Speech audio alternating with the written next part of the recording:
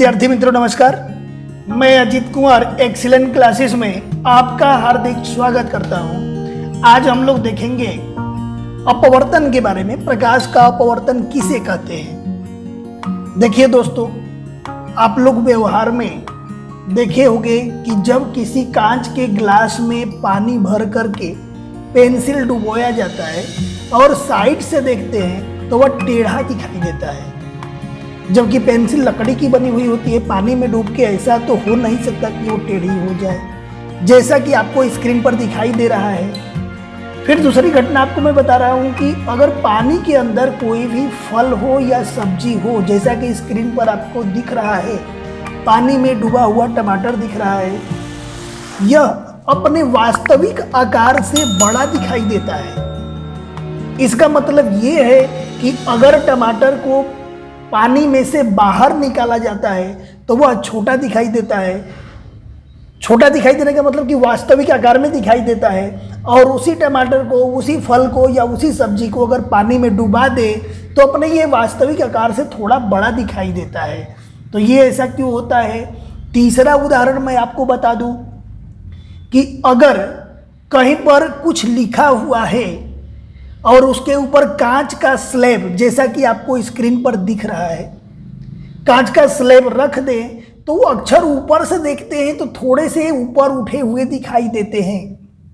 चौथा उदाहरण मैं आपको बता दूं कि अगर कांच का ग्लास है, उसमें सिक्का डाल दें, फिर ग्लास के अंदर पानी डाल दें और ग्लास के ऊपर से अगर देखने की कोशिश करें तो वह सिक्का अपने वास्तविक जगह से थोड़ा सा ऊपर दिखाई देता है। ये सभी घटनाएं क्या है, तो इसके लिए सिर्फ और सिर्फ एक ही घटना जिम्मेदार है, जिसको हम कहते हैं प्रकाश का अपवर्तन।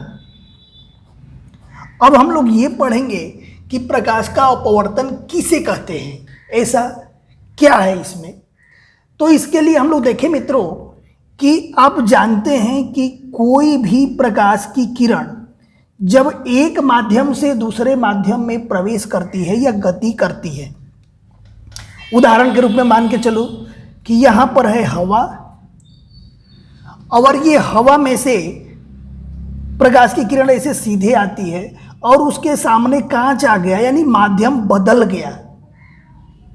अब ये क्या होता है, जिस रास्ते से आ रही है उस रास्ते पर अब सीधे नहीं जाती, अपने मार्ग से थोड़ा सा मुड़ जाती है, अपना रास्ता बदल देती है।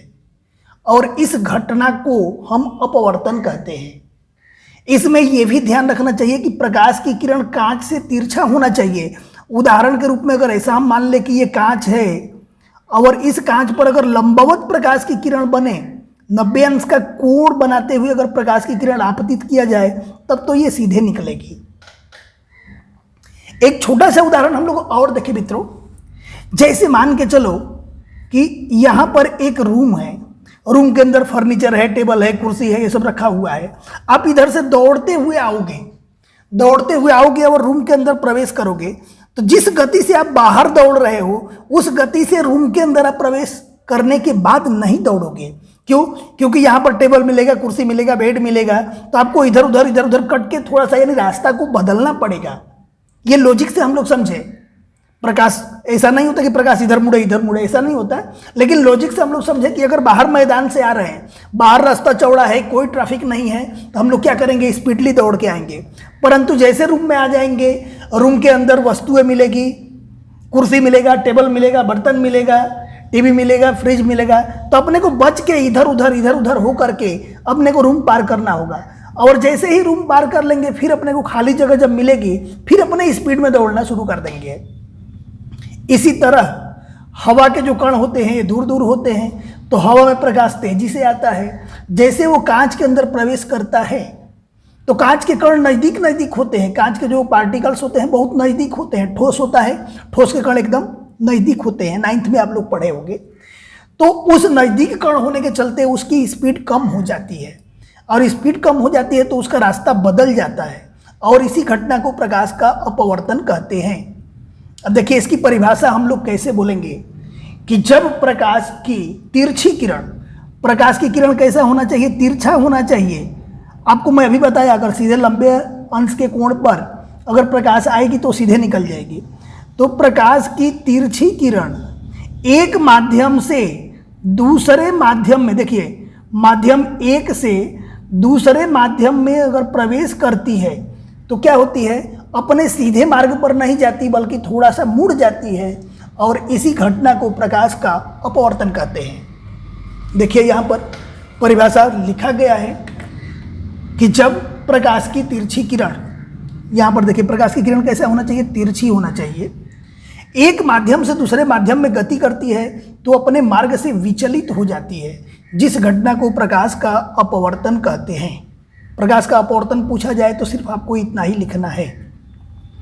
अब अपने दैनिक जीवन में प्रकाश का अपवर्तन कहाँ कहाँ पर दिखाई देता है, उसके कुछ उदाहरण लिख देने हैं। तो दो चार उदाहरण तो मैं आपको पहले ही दिखा चुका हूँ स्क्रीन पर। जब पानी से भरे हुए टैंक को ऊपर से जब आप देखेंगे तो पानी का सतह यानी टैंक का निचला सतह थोड़ा सा ऊपर उठा हुआ दिखाई देता है। तो पहला उदाहरण यही मैं लिखा हूँ कि पानी से भरे टैंक की सतह ऊपर दिखाई देती है। दूसरा, कांच के स्लैब को जैसा कि आपके स्क्रीन पर दिख रहा है, लिखे हुए अक्षरों पर रखेंगे तो अक्षर थोड़ा सा ऊपर उठे हुए दिखाई देते हैं। तीसरा, पानी से भरे कांच के गिलास में आंशिक रूप से अगर पेंसिल को डुबो दिया जाए, आंशिक रूप से यानी थोड़ा डुबोया जाए, थोड़ा पानी के बाहर रहे, तो वह पेंसिल कैसी दिखाई देती है, टेढ़ी दिखाई देती है। यह अपवर्तन की घटना है। उसके बाद पानी में डूबा हुआ फल हो या सब्जी हो, अपने वास्तविक आकार से बड़े बड़े दिखाई देते हैं। ये हो गया अपवर्तन के उदाहरण। अब अपवर्तन का कारण क्या है, क्यों अपवर्तन होता है, इसको हम लोग समझे कि अपवर्तन के कारण क्या है।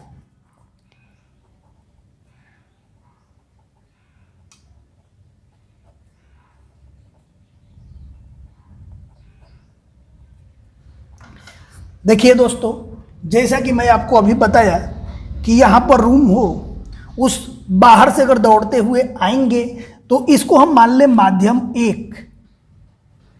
अगर पहले माध्यम से दूसरे किसी भी माध्यम में अगर अपने को चलना होगा तो अपनी गति क्या होती है, बदल जाती है। तो पहला कारण यहाँ पर यही आता है कि पारदर्शी माध्यम में, अलग अलग जो पारदर्शी माध्यम होते हैं तो उसको हम क्या कहते हैं, विभिन्न पारदर्शी माध्यम में जो अलग अलग माध्यम हैं, जैसा कि आपको उदाहरण में बताया, ऊपर हवा है, कांच है, तो एक माध्यम हवा हो गया, दूसरा माध्यम कांच हो गया। तो जो विभिन्न पारदर्शी माध्यम होते हैं, उन विभिन्न पारदर्शी माध्यम में प्रकाश की चाल अलग अलग होती है।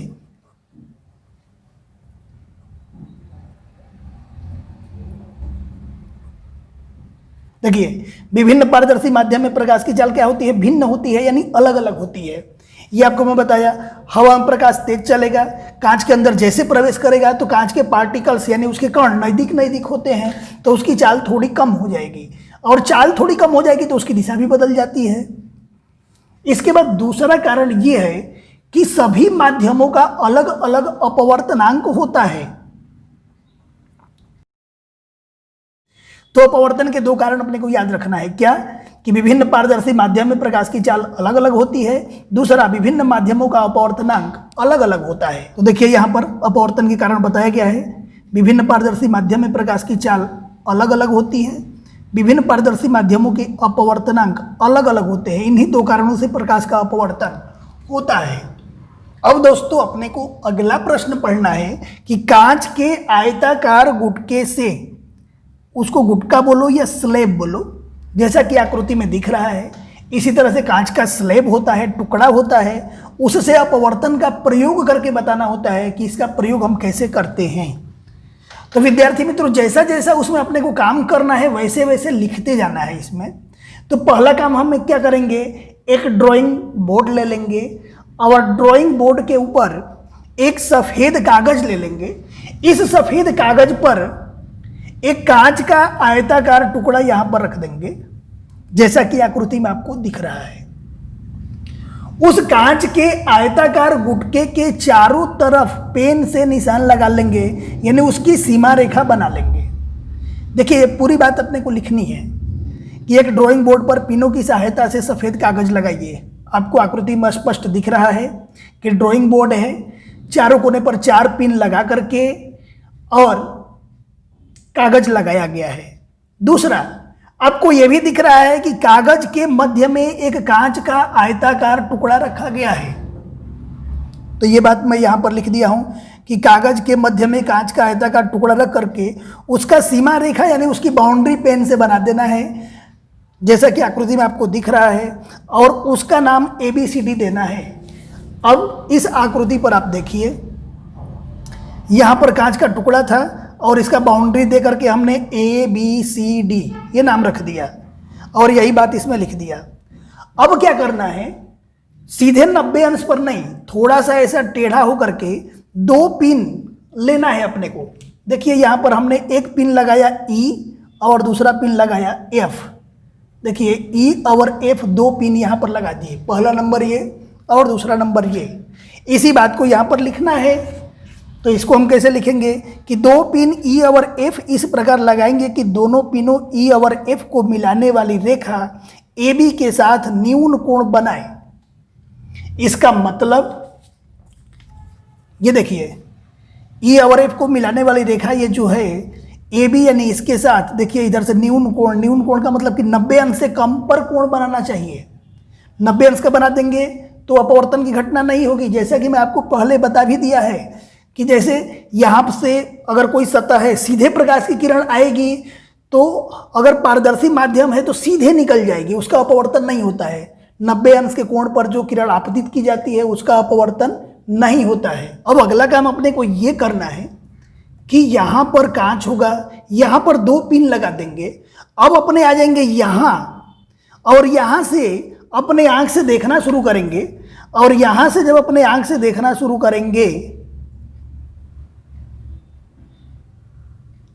जब देखना शुरू करेंगे तो ये पिन जो है सीधे अपनी रेखा पर नहीं दिखाई देंगे, बल्कि उनसे थोड़ा हट करके यानी यहाँ पर दिखाई देंगे। देखिए यहाँ से ये तो सीधे रेखा आ रही है तो पिन यहाँ नहीं दिखेंगे, यहाँ से जब हम देखेंगे तो दोनों पिन यहाँ पर एक लाइन में दिखाई देंगे। अब अपने को 2 पिन G और H इस प्रकार लगाना है कि ये दोनों का पिन का प्रतिबिंब और ये दोनों पिन यानी चारों पिन एक ही सीधे में दिखे। एक ही सीधे में कब दिखेगा, यहां से देखने पर आपको ऐसा लगेगा कि एक ही पिन चुभ होया गया है, एक ही पिन गाड़ा गया है, इस प्रकार दिखाई देने लगेगा। तो जहां प्रतिबिंब दिख रहा है उसी सीधे में 2 पिन G और H लगाएंगे।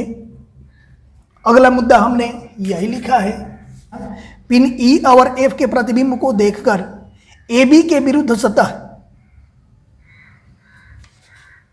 देखिए यहाँ ये सतह AB है, इसके विरुद्ध सतह यानी इधर से अपने को देखना है। तो AB के विरुद्ध सतह CD की ओर से देखकर, ये CD की तरफ से देख रहे हैं, ये CD की सतह है, इधर से हम देख रहे हैं। G और H इस प्रकार लगाएंगे कि EF के प्रतिबिंब, EF के यानी इसके प्रतिबिंब और GH और ये दोनों एक ही रेखा में दिखे। अब अगला काम अपने को क्या करना है कि चारों पिन ये E, F, G और H ये चारों पिन को निकाल देना है और कांच के आयताकार जो टुकड़ा रखे हैं, कांच रखे हैं, उसको निकाल देना है। अब ऐसी आकृति आपको दिखेगी। अब काम क्या करना है, E, F को मिलाते हुए यहाँ पर फुटपट्टी रख करके यहाँ पर रेखा खींच देंगे और AB सतह को जिस बिंदु पर प्रतिच्छेदित करती है उसका नाम O दे देंगे।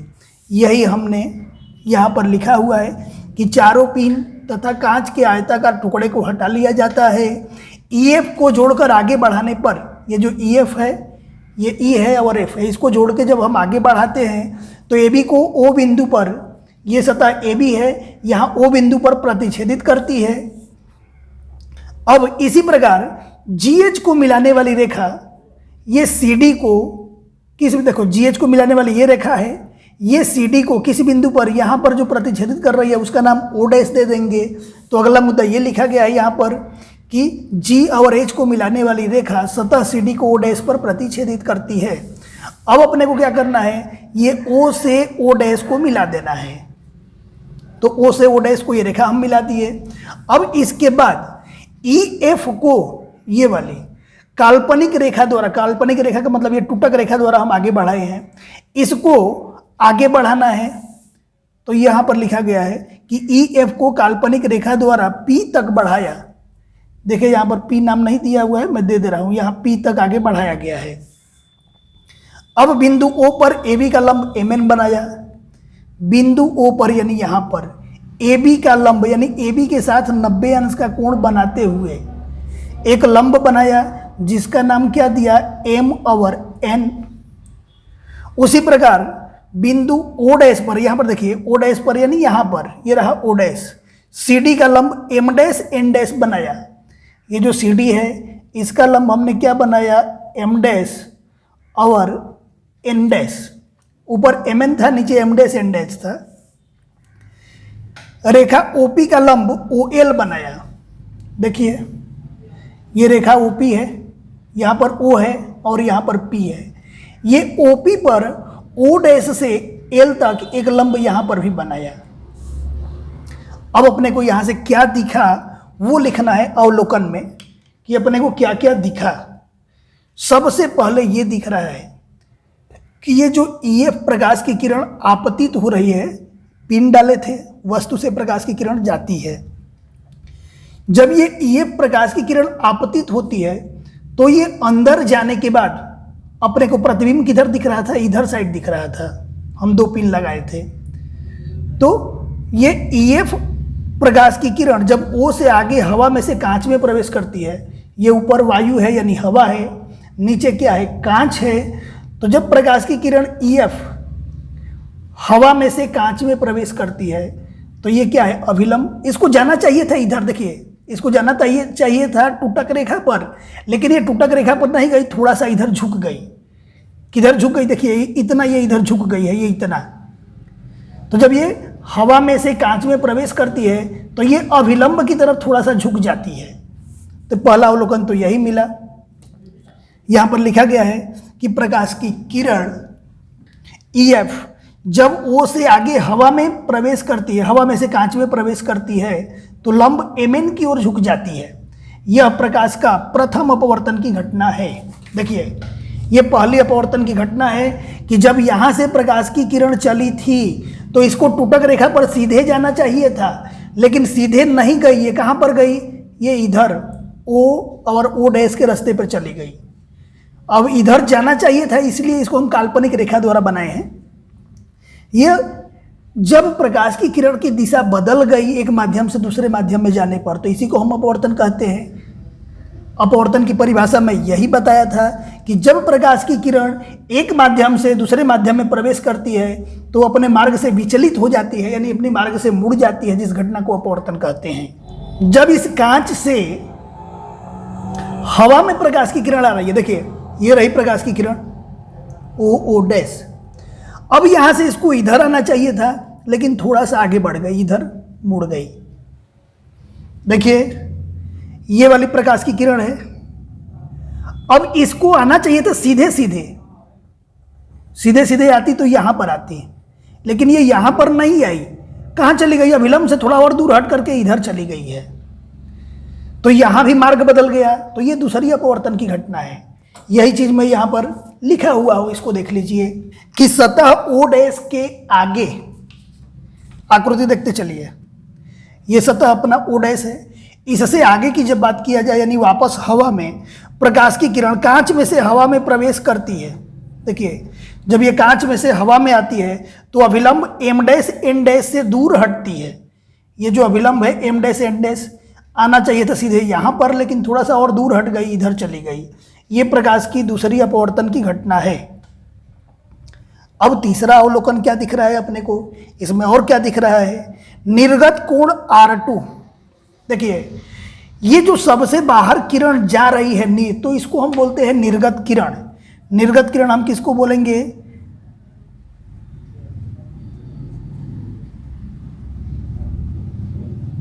निर्गत किरण बोलेंगे GH को। तो निर्गत किरण और अभिलंब के बीच में बनने वाले कोण को, यहां पर R2 जो मैं लिखा हूं वह निर्गत कोण है। तो ये निर्गत कोण R2 और आपतन कोण I, सबसे पहले कौन सी किरण आपतित की गई थी, EF। तो ये आपतित किरण और अभिलंब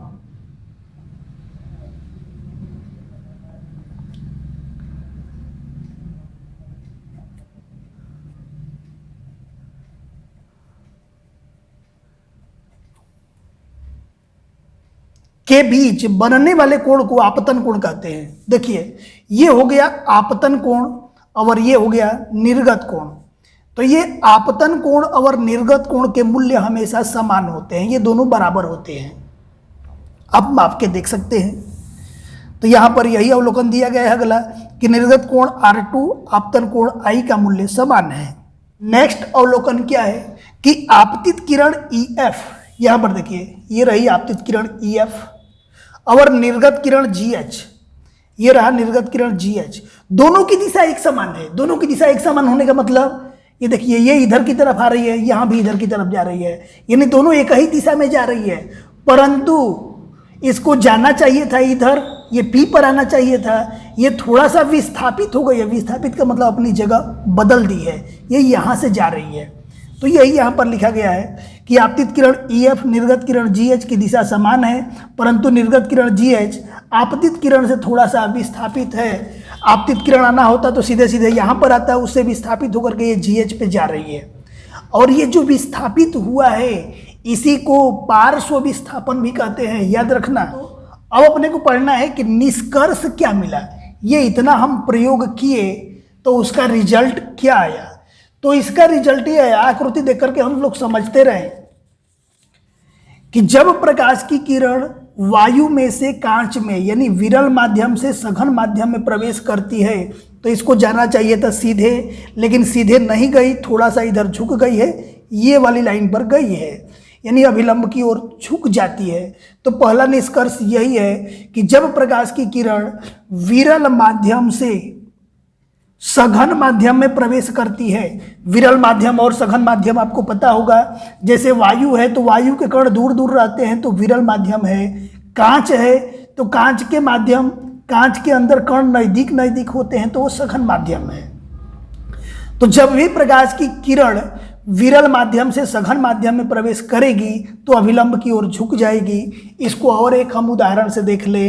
यहाँ पर ऊपर हवा दिखाया गया है, नीचे पानी दिखाया गया है। तो हवा के कण दूर दूर होंगे तो विरल माध्यम है, पानी के कण नजदीक नजदीक होंगे तो ये सघन माध्यम है। तो जब प्रकाश की किरण यहाँ से आएगी, विरल माध्यम से सघन माध्यम में प्रवेश करेगी तो ये सीधे नहीं जाएगी बल्कि अभिलंब की ओर थोड़ा सा झुक जाएगी। देखिए जाना चाहिए था इधर, लेकिन वहाँ नहीं गई, अभिलंब की तरफ थोड़ा सा ये इतना झुक गया। तो यही पहला मुद्दा है कि जब प्रकाश की किरण विरल माध्यम से सघन माध्यम में प्रवेश करती है तो अभिलंब की ओर मुड़ जाती है, इसको याद रखना। और दूसरा, जब प्रकाश की किरण सघन माध्यम से विरल माध्यम में प्रवेश करेगी, जैसे मैं आपको रूम का उदाहरण देकर के बताया था, रूम के अंदर कण नजदीक नजदीक रहेंगे, वस्तुएं पास पास रहेगी, तो ये क्या कहलाएगा, सघन कहलाएगा। और यहाँ पर क्या हो जाएगा, विरल कहलाएगा। तो जब सघन से विरल माध्यम में प्रवेश करेगी किरण, हम लोग रूम के जैसे बाहर जाएंगे, अपनी स्पीड बढ़ जाती है, अपने तुरंत दूर भागने की कोशिश करेंगे। तो यहाँ पर यही होने वाला है कि जब प्रकाश की किरण यहाँ कांच में से वायु में आती है तो देखिए यहाँ पर अभिलंब के पास इसको आना चाहिए था इधर, लेकिन यहाँ पर नहीं आई, ये दूर हट गई, इधर जाने लगी। एक उदाहरण से हम लोग और समझे। यहाँ पर अगर ऊपर पानी है, नीचे हवा है, तो पानी क्या कहलाएगा, सघन कहलाएगा, पानी के कण नजदीक नजदीक होंगे। और हवा कौन सा माध्यम कहलाएगा, विरल माध्यम कहलाएगा। अब प्रकाश की किरण जैसे ही यहाँ पर सघन माध्यम से विरल माध्यम में प्रवेश करती है तो ये सीधे नहीं जाएगी बल्कि अभिलंब से और दूर चली जाएगी, ये थोड़ा इधर खिसक जाती है, उल्टा होता है, ध्यान रखना।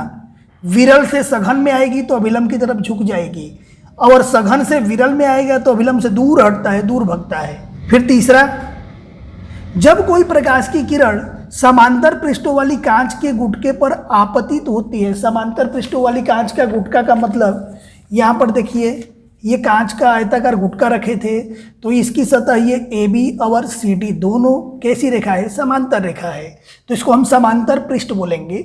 तो समांतर पृष्ठों वाली कांच के गुटके पर आपतित होती है, तो देखिए यहाँ पर किरण ये आपतित हुई थी EF, तो अपवर्तन के पश्चात दूसरे पृष्ठ से बाहर निकलने पर ये अंदर क्या हुआ, अपवर्तन हुआ। जब दूसरे पृष्ठ से बाहर निकलती है तो क्या होता है, आपतित किरण के समांतर होती है। ये दूसरे पृष्ठ से जब बाहर निकली यानी ये किरण, ये आपतित किरण यानी ये वाली किरण के देखिए इसके ये समांतर है, यानी देखो यहाँ पर ये GH और ये LP दोनों समांतर है। इस दिशा में कोई परिवर्तन नहीं होता, यानी जिस दिशा में ये आपतित किरण रहेगी उसी दिशा में ये अपवर्तित किरण भी रहेगी या निर्गत किरण भी रहेगी। इनकी दिशा में कोई परिवर्तन नहीं होता, परंतु क्या होती है, समांतर होती है, थोड़ा सा विस्थापित होती है, और इस घटना को हम पार्श्व विस्थापन कहते हैं। देखिए इसका मार्ग थोड़ा विस्थापित हो जाता है, जिसे हम पार्श्व विस्थापन कहते हैं। कई बार छोटे प्रश्नों में ऐसा पूछ दिया जाता है कि पार्श्व विस्थापन किसे कहते हैं, तो आपको यहाँ से लेकर के यहाँ तक लिखना होगा कि जब कोई प्रकाश की किरण समांतर पृष्ठों वाली कांच के गुटके पर आपतित होती है तो अपवर्तन के पश्चात दूसरे पृष्ठ से जब बाहर निकलेगी तो आपतित किरण के समांतर होती है। इसकी दिशा में कोई परिवर्तन नहीं होता है, इसका मार्ग थोड़ा सा विस्थापित हो जाता है, जिसे पार्श्व विस्थापन कहते हैं। अब नेक्स्ट टॉपिक हम लोग पढ़ेंगे अपवर्तन के नियम। जैसे हम लोग परावर्तन पढ़े थे, तो परावर्तन में परावर्तन का नियम आया था, उसी तरह ही अपवर्तन में अपवर्तन का नियम आएगा। परावर्तन का नियम पहला क्या था, आपतित किरण, परावर्तित किरण और अभिलंब तीनों एक ही माध्यम में होते हैं, तो यहाँ भी वही पढ़ना है। यहाँ पर आपतित किरण ये पहला, और दूसरा अपवर्तित किरण, यानी जैसे मान लो ये अपवर्तित किरण है ये दूसरा, और तीसरा दोनों माध्यमों को अलग करने वाले पृष्ठ के आपतन बिंदु पर खींचा गया अभिलंब। ये बताओ, यहाँ है वायु, यहाँ है कांच, इन दोनों माध्यम को कौन सा पृष्ठ अलग कर रहा है, ये AB अलग कर रहा है। AB के उस पार वायु है, AB के इस पार कांच है। तो दोनों माध्यमों को अलग करने वाले पृष्ठ के आपतन बिंदु पर, आपतन बिंदु का मतलब कि जिस बिंदु पर आपतित किरण आती है उस पर जो अभिलंब खींचा जाता है, यानी ये रहा अभिलंब। देखिए कौन कौन सी किरण, एक तो आपतित किरण, दूसरा अपवर्तित किरण, और तीसरा दोनों माध्यमों को अलग करने वाले पृष्ठ पर आपतन बिंदु पर खींचा गया अभिलंब यानी MN। ये तीनों एक ही समतल में होते हैं। अगर एक कागज पर बनाएंगे तो तीनों एक ही कागज पर मिलेंगे। ऐसा नहीं कि एक किरण इधर जाएगी और दूसरी किरण ऊपर की तरफ उठ जाए, वो भी उसी सतह पर जाने वाली है। एक तल का मतलब यही होता है, ध्यान से समझना। अगर एक किरण ये कागज के बोर्ड पर आ रही है तो अपवर्तित किरण भी उसी बोर्ड पर आएगी, अभिलंब भी उसी बोर्ड पर आएगा। आपतित किरण, अपवर्तित किरण और अभिलंब तीनों एक ही समतल में होते हैं, शॉर्ट में ऐसा भी बोल सकते हैं। अब दूसरा है अपवर्तन के नियम में कि प्रकाश के किसी भी निश्चित रंग, यानी एक जगह पर एक ही रंग का प्रकाश आता हो, निश्चित माध्यमों के युग्म, माध्यम का युग्म का मतलब कि दो माध्यम होना चाहिए। उदाहरण के रूप में हमने क्या लिया था, यहाँ पर कांच लिया था और यहाँ पर हवा लिया था, दो माध्यम हो गया। अब ये माध्यम बदलना नहीं चाहिए। अब ऐसा नहीं कि कांच को हटा के पानी भर दे, ऐसा नहीं होना चाहिए। दोनों माध्यम निश्चित होना चाहिए, माध्यमों का युग्म फिक्स होना चाहिए। तो यही यहाँ पर दिया गया है कि प्रकाश के किसी निश्चित रंग तथा निश्चित माध्यमों के युग्म के लिए आपतन कोण की ज्या। अब ये ज्या क्या है विद्यार्थी मित्रों, जब आप मैथ्स के अंदर त्रिकोणमिति पढ़ोगे तो त्रिकोणमिति के अंदर साइन, कोस, टेन, कोट, सेक, कोसेक, इस तरह से 6 त्रिकोणमिति अनुपात होते हैं। जो पहला अनुपात होता है उसको हिंदी में हम ज्या बोलते हैं और इंग्लिश के अंदर साइन बोलते हैं। तो ये आपतन कोण की, आपतन कोण ये रहा। जैसे मान लो कि आपतन कोण का मान 30 अंश है तो इसकी ज्या का मतलब कि साइन 30 अंश, और अपवर्तन कोण की ज्या ये आया 15 अंश, तो ये आ गया साइन 15 अंश। दोनों का अनुपात स्थिरांक होता है, यानी साइन 30 अंश का मान, साइन 15 अंश का मान जब रख करके और भाग देंगे तो वह एक स्थिर संख्या आएगी। यही यहाँ पर दिया गया है कि प्रकाश के किसी निश्चित रंग, निश्चित माध्यमों के युग्म के लिए, अब मेन तो यहाँ से याद रखना है कि आपतन कोण की ज्या, अपवर्तन कोण की ज्या का अनुपात, अनुपात मतलब बट्टे में रखेंगे। तो देखिए आपतन कोण को हम I से प्रदर्शित करते हैं, अपवर्तन कोण को R से, तो साइन I बट्टे में साइन R बराबर क्या होता है, स्थिरांक होता है। अनुपात स्थिर अंक होता है। इस नियम को, किस नियम को, आपतन कोण की ज्या, अपवर्तन कोण की ज्या का अनुपात स्थिर होता है, इस नियम को स्नेल का नियम भी कहते हैं। कई बार एक एक वाक्य में प्रश्न पूछ दिया जाता है कि स्नेल का नियम लिखे, तो उसमें अपने को क्या लिखना होगा, सिर्फ यहाँ से लिखना होगा कि प्रकाश के किसी निश्चित रंग, निश्चित माध्यमों के युग्म के लिए आपतन कोण की ज्या, अपवर्तन कोण की ज्या का अनुपात यानी उनको बटे में रखते हैं तो स्थिर होता है, तो बटे में रख करके बराबर यहाँ स्थिर कर दिए। इसे स्नेल का नियम भी कहते हैं और यह नियम न्यून कोण के लिए लागू होता है। यह भी ध्यान रखना, ये दोनों कोण 90 अंश के छोटे होने चाहिए। यहाँ पर आपतित किरण खींचते समय भी मैं बताया था कि आपतित किरण सतह AB के साथ न्यून कोण बनाना चाहिए। अब दोस्तों इसको माध्यम 1 के सापेक्ष माध्यम 2 का अपवर्तनांक भी कहते हैं।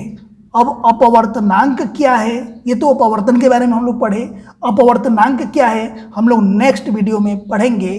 दोस्तों वीडियो अच्छा लगा हो तो लाइक कर देना और अपने दोस्तों को शेयर कर देना। जय हिंद, जय भारत।